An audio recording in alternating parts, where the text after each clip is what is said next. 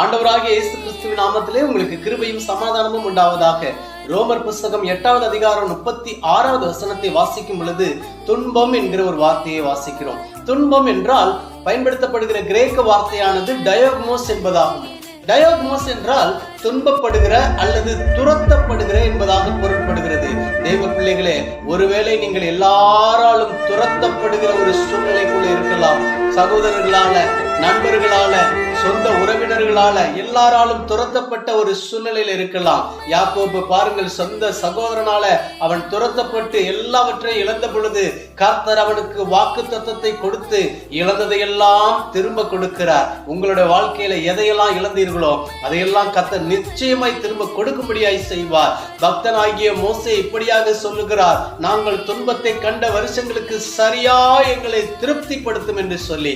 நீங்கள் எதை இழந்தீர்களோ அதையெல்லாம்